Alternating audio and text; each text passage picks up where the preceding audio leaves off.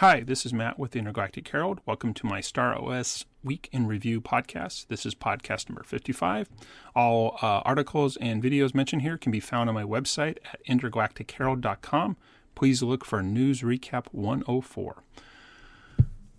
So before I get started, just wanted to mention all the different content things I'll be going over today. So first, discussing a Twitter/X space that was done by the GG Collective. They're one of the people that purchased one of the Star Atlas Titans. They were also then interviewed on the Metaverse Nomad show, so I'll kind of mention some things there. One of the big things in the Star Atlas community was a brainstorming session that occurred, I guess it was actually 2 Fridays ago, with the CEO about the high-risk zone. Talk briefly about the last week's Atlas Brew, and then I'll just go into a number of my thoughts on some things that occurred, the Taint sales, some faction fleet issues, which also is the Solana issues. So that's what we'll be going over.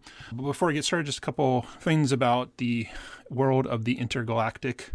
Again, Intergalactic Ventures, I guess, is my actual LLC. But again, I'm looking for anybody who's interested in being a podcast guest on this podcast. So again, that could be to talk about the week in review. Happy if you want to come on and talk about your contributions to the Star Atlas community. So definitely looking for other Star Atlas IP builders and things like that. So please go to intergalacticherald.com, look for the contact page, and just fill that out. I do have 2 Star Atlas projects I'm personally working on. One is my merch store, Intergalactic Gear. That's at intergalacticgear.com. Do have a merch survey there. I'd love to get some feedback. I am slowly making progress. Finally figured out sales tax, or I shouldn't say I figured it out, but I'm not going to figure it out. I'm going to hire somebody. Anyways, so if you have, I'd really love to get any information about merch, Star Atlas merch you might be interested in. And then the second project I'm working on is called the Intergalactic Coalition. This is my non-guild guild, so I've officially registered as a DAC within the Star Atlas ecosystem. Basically, this is going to be a paid community where Star Atlas gamers who are not interested in joining a guild but nevertheless want a different kind of community experience than the official Star Atlas Discord can kind of hang out, chat. The platform we'll be using will allow for threaded discussions, email alerts, so you can definitely not have to easy to keep up, but also you can engage at the pace you're looking for. So those are a couple, and again, that's at intergalacticcoalition.com. If you're interested in that, please fill out my survey there. So let's go ahead and get into content from the last week. And again, just do where I kind of put a stop on kind of content that comes in on the Friday so that I have flexibility to record this podcast over the weekend. Anything that happens kind of Friday/Saturday morning usually doesn't get included until the next week. So one of the big things, though, that came out was the first Star Atlas Titan being sold. And it was announced, I think they announced it. I'm not really sure. Anyways, the group that purchased it was called GG Collective. So they actually did a Twitter/X space, again, whatever, Twitter space, where there was a basic and auto conversation. Again, if you remember Clubhouse, this was Twitter's answer to an audio real-time chat space, but audio. Anyways, so I went ahead and finally listened to that and learned a little bit more about who the GG Collective is. So from that thing, they are, I guess, and I'm not sure on the subtleties, but I'm sure they're more of an investment group. So they're trying to be officially registered with, I assume, U.S. government agencies so that people who join are actually joining for investment reasons. So again, I don't know. I'm not really up on all the U.S. financial laws about, hedge funds and things like that. But anyway, so this was the first time I heard somebody say, hey, we're Action Investment Group. They are structuring themselves as a DAO, a distributed autonomous organization, and they're going to be issuing their own token. So what was very interesting to find out is they said they have, quote, a deal, but it doesn't actually sound like it was an actual closed deal, just, quote, under contract. So, again, I find this slightly interesting that Star Atlas is tweeting, we sold a Titan, but the people that supposedly bought it are saying, well, no, we have a contract to buy it. So, and a lot of their Twitter spaces was mentioning how decisions will be dependent upon the token owner. So it doesn't sound like they've actually released their token. And then once they do release a token, I don't know if this is, again, their funding strategy. Again, this was their talking about what they did. So I assume most of the audience was their community. So anyways, the biggest takeaway I think is doesn't sound like there was an actual closed deal, and their future goals for using the Star Atlas Titan ship are dependent upon what their token owners want to do, because they are structuring themselves as a DAO. So on past Sunday, Metaverse Nomads actually interviewed one of the members, and again, I think there was 3 on their Twitter space, and then 1, and he basically kind of reiterated some of those things and mentioned that basically they're using their GG Collective DAO, investment group, again, not sure, as a fractional ownership model. So I'm, again, reading between the lines, but if somebody has a big thing they want to buy, they might sell it or might allow people to buy smaller stakes in it, and then they work together as a whole. So very intriguing business model, a very intriguing factional model. And then the other thing that the gentleman mentioned was that, quote unquote, it's a handshake agreement. So I was like, well, now it's not a deal, not a sold, not under contract, just handshake.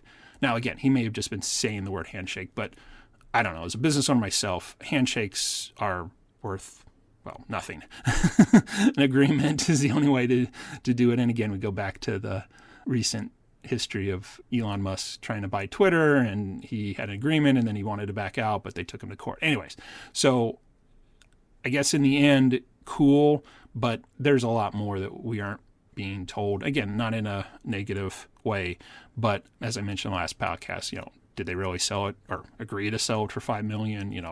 All this stuff. So again, great. This shows, I guess, some interesting developments within the StarAsk community. But again, I think we have, or I should say, the impressions from the Twitter/X announcements of the Titan sale need to be extremely caveat that there's a lot we don't know. And again, I'm not even sure. I'm not even sure. It sure sounds like there was no actual money exchanged yet. So just a, quote, handshake agreement. Moving on to the next one. So again, last Friday, not this Friday, but 2 Fridays ago, Michael Wagner apparently did a brainstorming session in the Discord on Friday night that just blew up as far as a really great community interaction. It was discussions about the high-risk zone and the possibility of how, quote, original ships, or GAL ships, so I guess it was called the Galactic Asset Offering, so the very first ones, how they may be handled in the high-risk zone, which again, according to the original white paper of Star Atlas, is this place where combat there has the repercussion that you could actually lose your ship completely. There's no, it's permanently destroyed. So even though you own the NFT would be burned, destroyed. Anyways, you would lose your thing. So there's a lot of there would be a lot of great rewards there for in the Star Atlas stuff, but this is the risk. So apparently it moved from a Discord discussion to a Discord audio thing, and lots of people are talking about it. Twitter polls were sent out. Sorry, again, I'm just going to call it Twitter, partly because X doesn't. Anyways, pet peeve. Just like Meta, is it Meta? It's Facebook. Anyways, so I wasn't engaged Friday night on that, even if I was actually technically on Discord. I don't know which Discord was occurring, or maybe I just didn't look hard enough, or I had my own agenda for what I was accomplishing in Star Atlas that night. But anyways, I still think this is very interesting. So one, very cool, the CEO is engaging the community directly like that. But it sounds, again, this seems like a topic that won't happen for years, which I'll get into kind of. That was my first thought. And then after I listen to that brew, I have additional thoughts. But let's kind of just finish that up. So again, really great CEOs asking, getting engagement from the community. I mean, these ad hoc things I think are great, and really shows both the passion of the community to want to stay up on a Friday night and debate different topics of game, and definitely that Star Atlas leadership's willing to, pose these questions and stick around too. So all in all, great. So last Wednesday, the Atlas Brew occurred. So they went over their standard kind of updates. One was some fixes to Solana issues that have been occurring with lots of people not being able to commit their transactions. So this could affect the Sage, people moving their resources out, marketplace transactions, selling and buying, and the Action Fleet score things. So they mentioned they rolled out some fixes to that. But the bulk of the Atlas Brew was actually kind of a continuation of this high-risk zone theory crafting. And again, the three hosts were very clear to make it very clear that this was just, again, everybody's just talking. And there was even some indication that Michael Wagner took the thoughts from the brainstorming session and already mentioned it to other team members, and kind of it's already done. But as they started talking about more, I think it was, again, really interesting. Jose, the kind of lore writer, was starting the conversation and mentioning how this fits in. And again, I think this is all great. This is really fascinating to think about how the gameplay could evolve over time and all of this. But a couple of things that did come out, and again, I want to caveat all this with, this is my perspective. So you may find this stuff fascinating. Great, power to you. But again, this is my podcast. I get to talk about what I want to talk about. So, and if you've been listening for a while, you know I have a specific kind of perspective on things. And again, not everybody else have the same perspective. So again, but I'm the one talking. So a couple things that were interesting and brought out was that the high-risk zone wasn't even supposed to be something coming till season 6. And I was like, season 6? And then I remembered, not the last breakpoint, but 2 breakpoints. They had the very large roadmap where there were different versions of, I assume, kind of the showroom, the UE5, and then they were breaking down into seasons.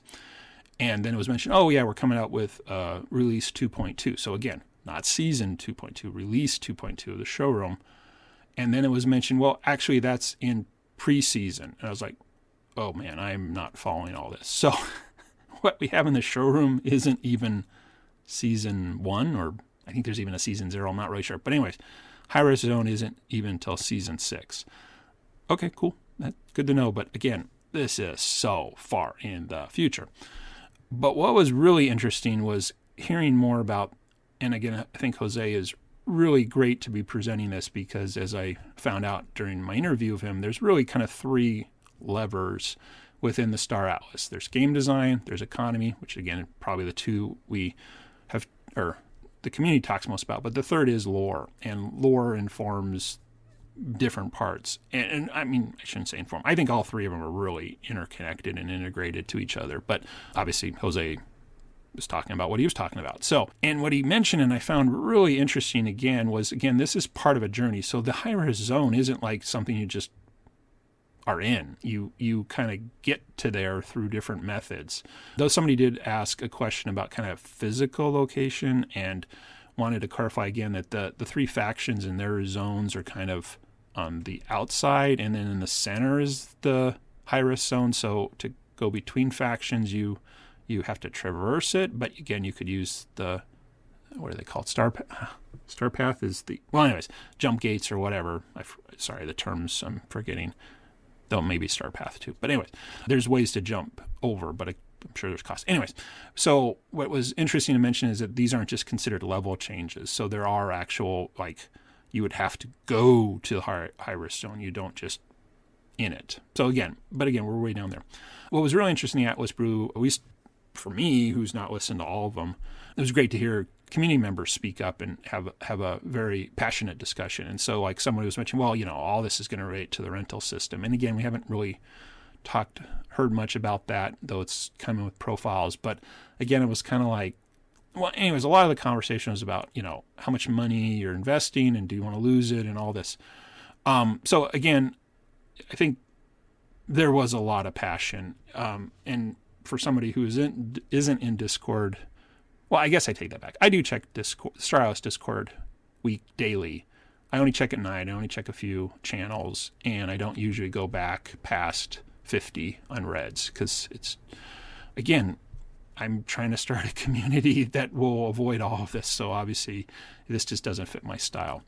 But what was really interesting, again, there is a lot of passion. I just haven't seen it in other places. And again, I didn't even know the Discord impromptu thing with Wagner was even occurring. But there was one point that I wanted to dig into just a little bit deeper when someone mentioned that, losing your ship might be a deterrent to bringing in new players if you could lose your ship permanently. And I think that's a very good point. I mean, if I bought a $20 ship and came into the game and a week later I got destroyed, yeah, I probably would lose interest. But again, I think that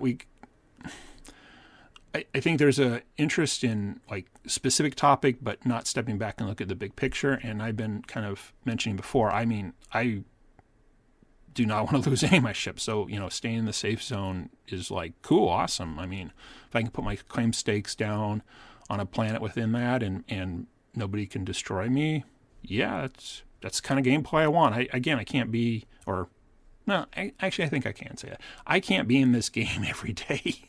I got so many other priorities, but that doesn't mean I don't want to participate. So I think the idea of the 3 zones, the safe zone, medium risk, and high risk, is a great gameplay mechanic. And for people who want to go and have that risk and take that is great. But again, thinking about new players. So again, a new player may never leave the safe zone and may have a great experience. So to me, I think for the long-term viability of Star Atlas, the idea of a very deep degree of different possible gameplays is awesome.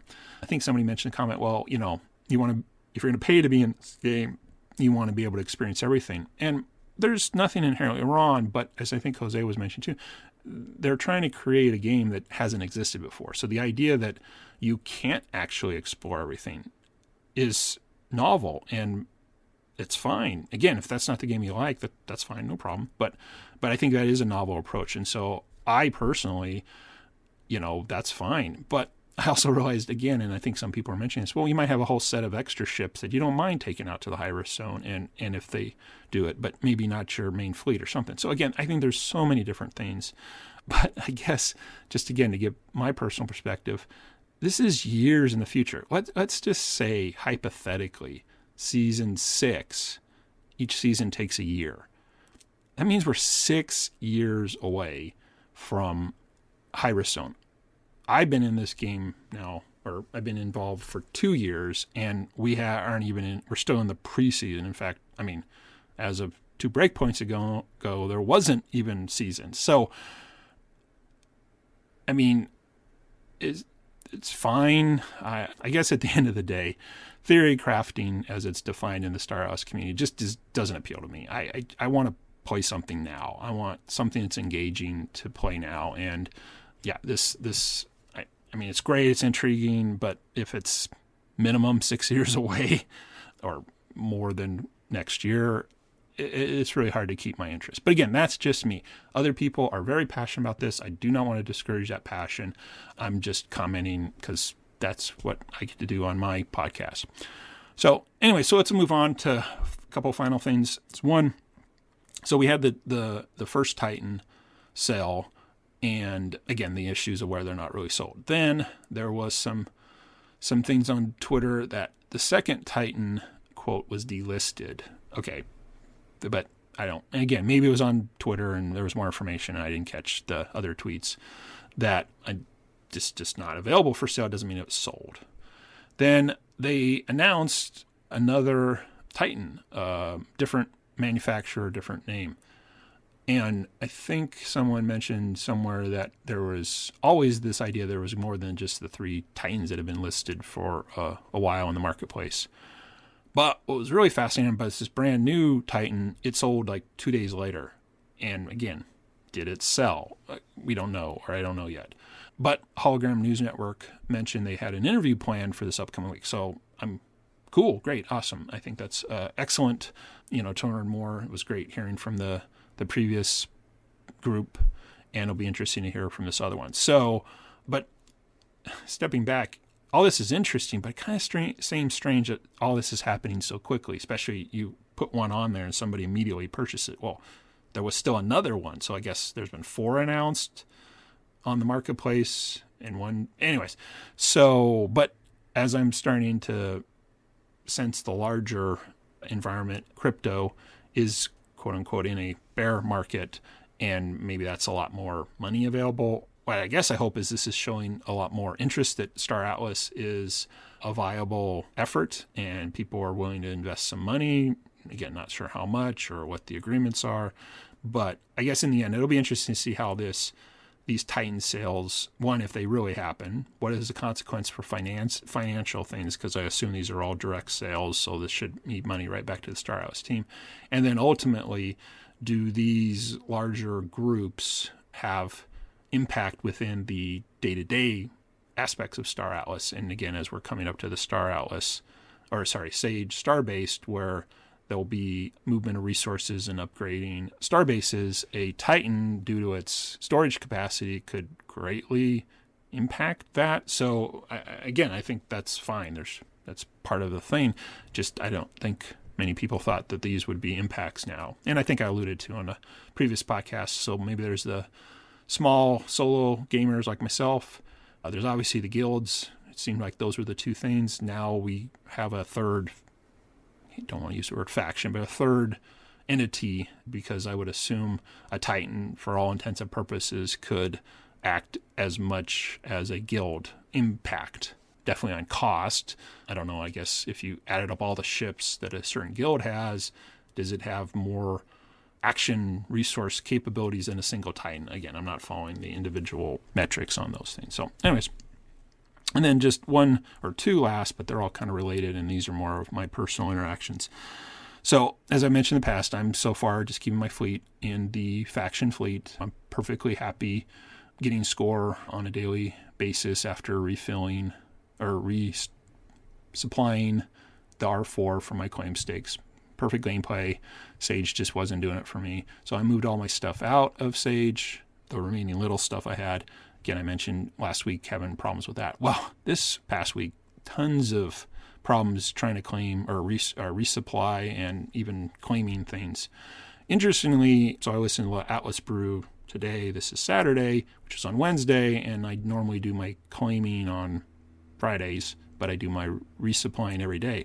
So all week I had problems. So I was thinking, Wednesday it should have gotten improved because I mentioned they fixed some Solana issues, but that one matched for Friday. But then I saw someone, I think it was Brianna Horizon, reposting a tweet from VB, one of the Star Atlas community members, moderators in the Discord, that there has been a lot of Solana problems. One was, I guess, just Solana is getting a lot more interest, and I think I saw in one of my crypto newsletters that it keeps rising even though Bitcoin's been fluctuating. Anyway, so apparently there's a lot of interest. And then there's this whole thing of RPC server issues. So I don't technically understand all the back end of Star Atlas. There's servers like Starcom, and there's other things. And again, it just would be awesome if somebody put together a technical guide, but even if they did, it'd probably be outdated as they're rebuilding things. But my vague understanding of RPCs based on my IT experience, which was real-time protocol. I can't remember what it's called. Anyways, Windows servers have RPC services. So I assume it's just servers talking to servers, but I'm not 100% sure of that. Anyway, so there's issues there. So that might explain where we're having all these problems, but it does bring, I think, up a couple of things. One, I don't understand on the blockchain, which I thought was immutable and all this other stuff, why if I submit a transaction, it literally doesn't commit. Why doesn't it just queue it up? And again, maybe that's the RPCs. I know, again, the blockchains are all about decentralization based on nodes. But, and I think I've mentioned this maybe a couple times in passing before, this doesn't sound very structurally sound. If I try to do a transaction, I think it goes through. I click the button on my ledger, Phantom says it's fine, and nothing happens. So I've always thought, the Star Atlas website's not working. Well, apparently it could be the blockchain itself, whatever that means, these RPC servers that are out there too. It's a lot of places that basically I think I'm playing a game, but in reality I'm dealing with server slowness.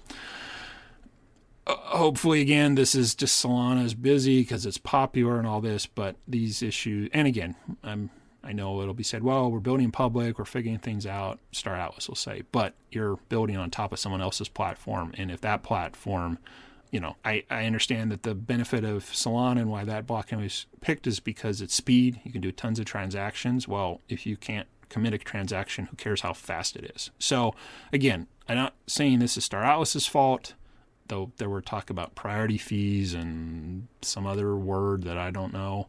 So I think, we'll just have to be patient. It sounds like they made some fixes, but maybe, again, those fixes didn't address the broader issues. So hopefully this will all get better in the future, because actually I think it was Yeah, I think it was Metaverse Explorer put out a video late last night or this morning and mentioned that the way the Solana blockchain and all these issues are occurring, if Star Atlas actually were to release Starbase and you really can't play it because of external issues, the kind of publicity hit to that would be very bad. And again, that just came into my mind, I think, because I just listened to it a few hours ago. But that's actually a very, very wise suggestion, that until the Solana blockchain becomes stable and reliable, development of Star Atlas is pretty much can't go anywhere. So anyways, don't want to leave on a kind of down note there, because again, things seem to be moving forward, but again, there may be another external shock to the system if Solana is starting to have major issues,